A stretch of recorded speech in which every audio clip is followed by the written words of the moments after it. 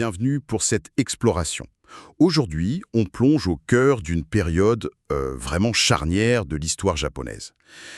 La guerre d'Onin, un conflit absolument majeur qui a non seulement ravagé Kyoto, mais qui a surtout ouvert la voie à l'ère Sengoku, l'époque des royaumes combattants.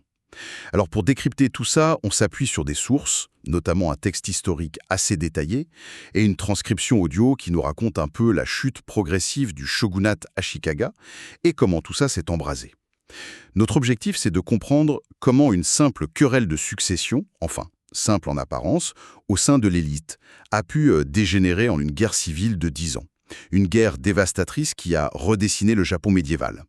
C'est une histoire de pouvoir, d'ambition et de conséquences totalement imprévues. Absolument. C'est une période fascinante, vraiment, où on voit les structures de pouvoir qu'on croyait solides se fissurer de manière assez spectaculaire. On va voir comment les rivalités personnelles, mais aussi l'affaiblissement de l'autorité centrale, ont semé les graines d'un chaos qui va durer plus d'un siècle. Commençons par le contexte, si vous voulez bien. Le shogunata Ashikaga, il a connu son apogée sous le troisième shogun, Yoshimitsu, puis une certaine stabilité avec son fils Yoshimochi. Mais après eux, ça commence à décliner. Oui, et ce déclin, il est accéléré par une série d'événements assez terribles, en fait. En 1441, le sixième shogun est assassiné. Assassiné carrément. Oui, et son successeur, le septième, meurt à peine un an après sa prise de fonction. Donc une instabilité au sommet qui devient chronique. C'est là qu'arrive le huitième shogun, Ashikaga Yoshimasa. En 1449, il a seulement 8 ans. Donc on a une série de shoguns soit très jeunes, soit qui meurent vite, soit assassinés. Les sources montrent bien que c'était perçu comme de très mauvais présages, quoi. Exactement.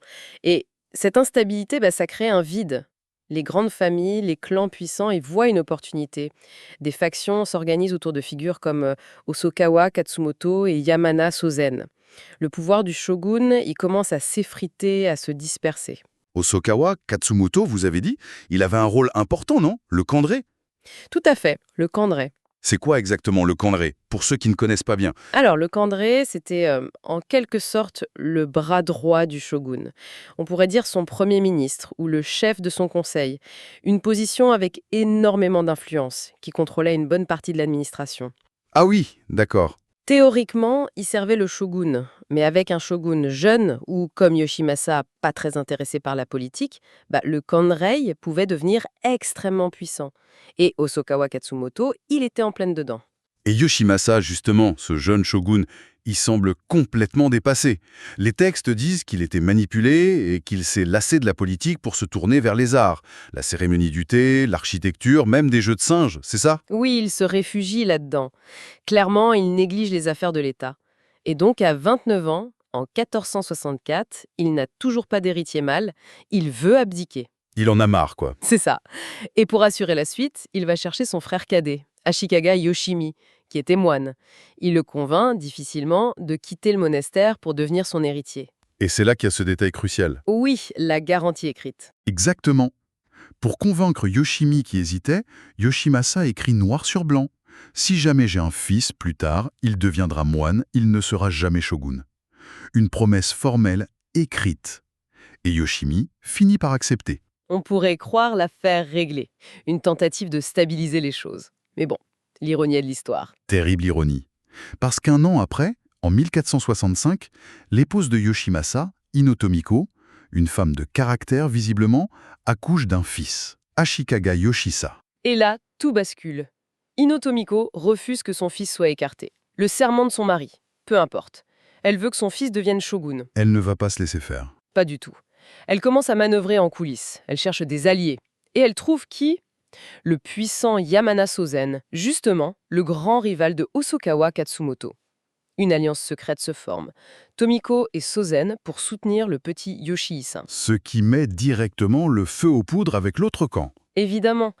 De l'autre côté, on a Hosokawa Katsumoto, le Kanrei, qui lui soutient l'héritier officiel, celui qui avait la promesse écrite, Yoshimisa, le frère du shogun.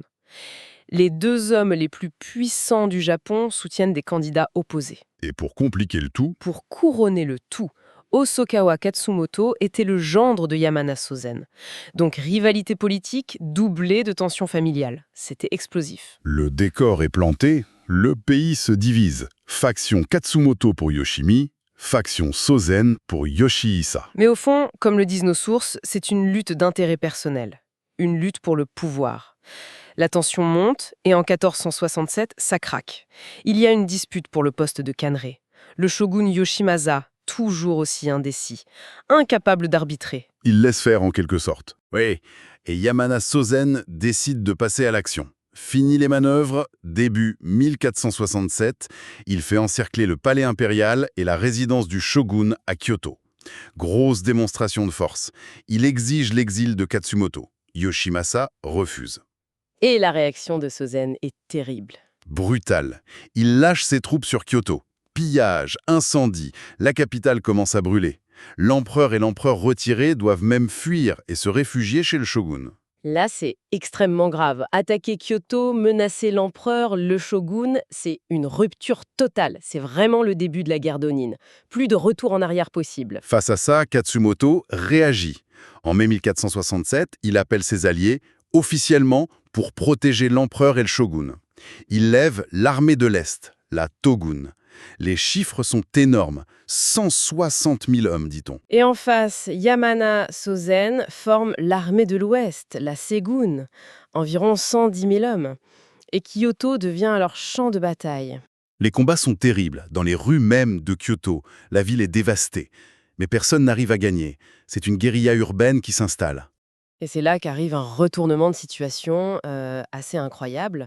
En août 1467, quelques mois après le début, Ashikaga Yoshimi, l'héritier soutenu par Katsumoto, l'armée de l'Est, apprend une rumeur.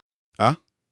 Laquelle? La rumeur dit que Katsumoto et le shogun Yoshimasa seraient en train de négocier pour finalement l'écarter et nommer Yoshihisa héritier, malgré la promesse écrite. La trahison. Exactement. Yoshimi se sent trahi, écœuré, il quitte l'armée de l'Est, s'enfuit sur le mont Yei. Et alors là, le coup de théâtre. L'impensable, oui. En novembre 1467, l'armée de l'Ouest, celle de Yamana Sozen, qui à l'origine se battait contre Yoshimi pour imposer Yoshihisa, accueille Yoshimi à bras ouverts. Non. Si, et non seulement il l'accueille, mais il le proclame nouveau shogun contre son frère Yoshimasa. Mais c'est complètement fou. C'est l'illustration parfaite, je trouve, de la vraie nature de cette guerre. Les candidats, les alliances, ce n'étaient que des prétextes. Le seul but, c'était de prendre le pouvoir pour soi-même, pour sa faction. La loyauté? Aucune. On soutient celui qui sert nos intérêts du moment. La situation devient absurde. Sozen soutient maintenant Yoshimi, qu'elle combattait avant. Et Katsumoto soutient Yoshihisa, dont la naissance a déclenché la crise qu'il voulait éviter en soutenant Yoshimi. C'est exactement ça. Une guerre de factions pure et dure, sans principe, juste pour le pouvoir et les intérêts matériels. Du coup, la guerre s'enlise encore plus, j'imagine. Évidemment, les combats continuent à Kyoto, ça s'étend même aux Provences, mais sans victoire possible. Et les grands seigneurs, les daimyo, qui sont venus combattre, ils commencent à en avoir sérieusement marre. C'est long, c'est cher, ça ne mène nulle part. Le dénouement se dessine en 1473. Cette année-là, coup sur coup, les deux grands rivaux meurent.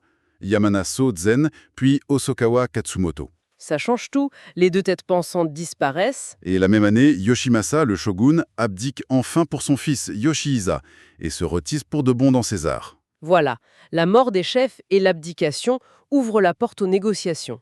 Leur fils, probablement moins jusqu'au boutiste, commence à discuter dès 1474. Mais bon, il y a trop de rancœur, trop d'intérêts divergents. Ça traîne encore. Oui, les combats sporadiques continuent pendant 3 ans. La vraie fin, c'est en 1477. Le fils de Suzen retire ses troupes de Kyoto. L'armée de l'Ouest s'effondre. Et en novembre 1477, on peut enfin célébrer officiellement la fin de la guerre d'Onin.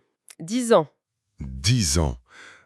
Et le bilan est catastrophique. Pays ravagé, banditisme en hausse, Kyoto et Osaka en cendres, des pertes humaines énormes. Les chroniqueurs parlent d'une guerre dénuée de sens, presque incompréhensible. Et en surface, on pourrait dire ça, les grandes familles, Ashikaga, Hosokawa, Yamana, personne n'a vraiment gagné. Elles sont affaiblies, épuisées. Mais la vraie conséquence, la plus importante, elle est ailleurs. C'est-à-dire?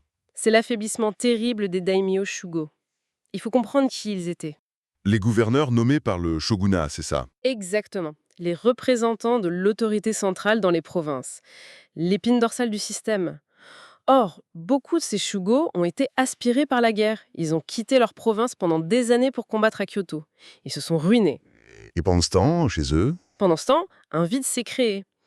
Et ce vide, il a été rempli par leurs subordonnés, les officiers, les vassaux, les administrateurs locaux, les fameux shugodai, les vice-gouverneurs.